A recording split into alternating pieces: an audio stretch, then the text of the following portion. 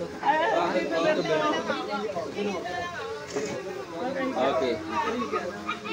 Bakit ba?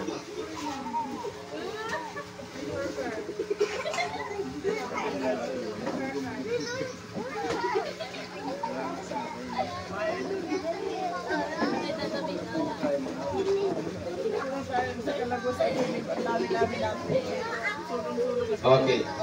Sa akin pong cellphone, alas 8:06. Okay, start na po tayo. Magandang gabi muli sa ating lahat. Babasahin ko po sa Awit Kabanata 24, talatang 1. Ang buong daigdig, lahat ay naroon. May-ari si Yahweh, ating Panginoon. Ito po ang pagbabasihan ng mensahe sa gabi ito. Isang versikulo lang po. Unang-una, ang buwan ng Mayo, ngayon po ay Mother's Month sa mga mother. Okay, sa mga mothers ngayon nga nandito ngayon, good evening po sa inyo and happy Mother's Month celebration. Lalo na kasama sa ating reunion ngayon.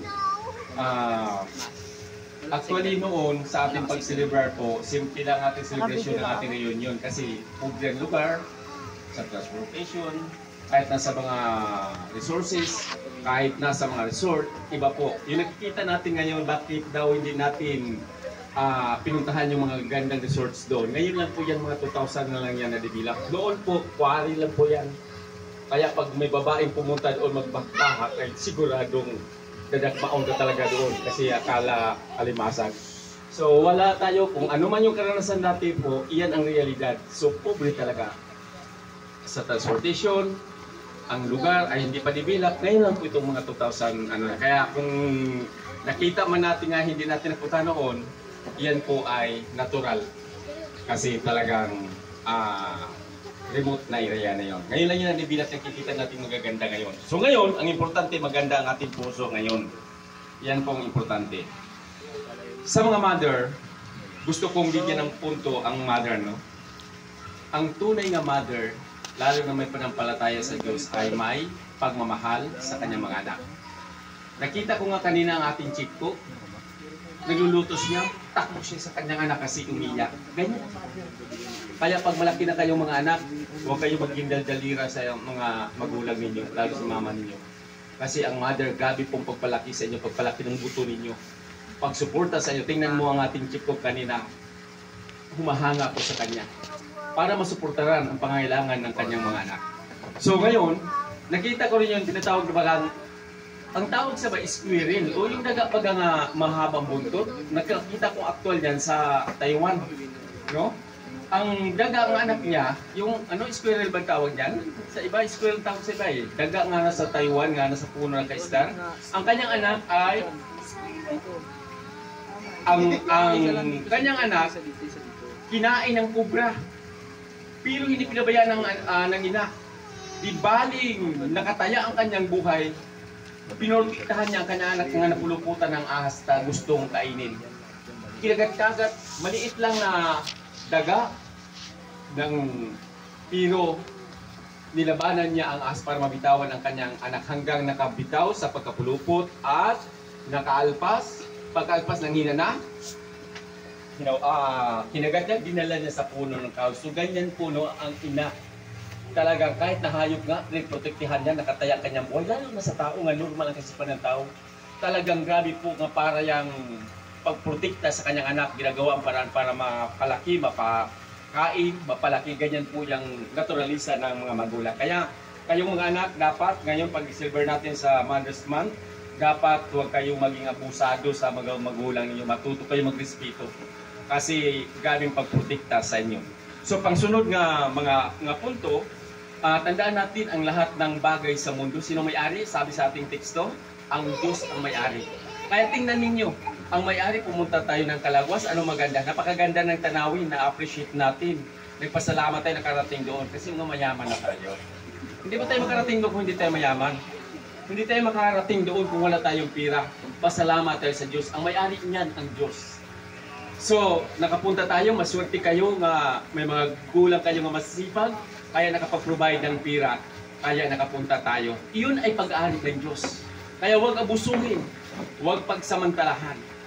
Kung ngayon man, alam po natin ang tao ng nangarap na may trabaho. Kung ano mang trabaho nga mayroon tayo, tandaan natin po, sapagkat ang Diyos ay ipinagkatiwala sa atin ang mundo, dapat huwag nating abusuhin. Dapat maging peacemaker tayo. Maging peacemaker tayo, itanin natin yan sa ating isipan. Huwag tayong maging pasaway sa ating pamilya, huwag tayong pasaway sa ating komunidad para walang problema ang mga pulis sa atin, mga barangay pulis, mga pulis talaga. So, huwag plano ng Diyos para mayroong kapayapaan ang buhay ng tao. Ang Diyos ang may-ari ito. Kung ngayon mayroon man tayong mga assets, nga pinagkatiwala ng Diyos, position, trabaho, kung teacher ka, alam mo, marami nangarap ka maging teacher. Pero hindi nagagawa kasi wala talagang pagkakataon. Kahit anong sikap, kahit anong pagtrabaho nila ng pagtatrabaho nila, talagang walang oportunidad. Kaya kayong mga teachers na, huwag kayong patamad-tamad. Huwag kayong mag-abuso sa posisyon ninyo. Kung ikaw man pastor, marami din nangarap pagiging pastor. Kaya, huwag kayong abusuhin ang pagiging pastor. Dapat magpakapastor. Gayon din, kung ano mang posisyon natin dito sa mundo. Mga mayor, senador, presidente, tama. So ngayon, sapagkat ang may-ari ng mundo, tulad ngayon, tingnan mo, mga good stewardship din sila dito ng creation. Kako-creator ang tao. Tingnan mo, ang gaganda. Masaya tayo, ang gaganda. May swimming pool, ang gaganda. Makukulay ang mga color dito, no? Ang gaganda, ang ating tulugan, ang gaganda. Kaya masyado silang creative. Pwede natin din ito ma-implementa kung saan man tayo titira. Baka darating ang panahon, si Gaga, mayroon na rin tulad dito, si Mayi. Kasi nagsimula nang magyaman-yaman. Lalo natin pagyamanin. Mga kapatid, 2 puntos lang. Mother's Man. At ngayon, ang may-ari ng mundo, ang Diyos, na kapasyal-pasyal tayo, magpasalamat tayo dahil tayo ay pinagsawiran ng blessing ng ating Panginoon. Tandaan po natin, kung tayo nakatanggap ng blessing ng Panginoon, sabi nga, di rin tayo pwede maging selfish. Kailangan marunong din tayo mag-share ng ating kapwa. Yung tamang pag-share kasi para din yung espongha eh. Ang espongha, di ba, maglagay ka doon ng sabon sa sa lagayan para may sabon mo sa plato. Pero kung maubos na yung kapipiga, wala nang, di mo nalagyan sabon, di mo nalagyan tubig, wala na, ubos na. Gayon din tayo. Pag naubos din tayo ang pera natin, wala na tayong ibibigay, di ba? Kaya pinapanalangin natin sa Diyos ng ating mga resources, gamitin natin sa tama para sa outro nating reunion, hindi mapipiga tulad ng espongha. Nga, always nga nag-shower ng blessing at patuloy din natin ibahagi sa ating kapwa. Kasi ang tao hindi pwedeng mabuhay nga wala ang ating kapwa. Kaya, Diyos, salamat sa ngalang Ama, Anak at Espiritu Santo. Amen.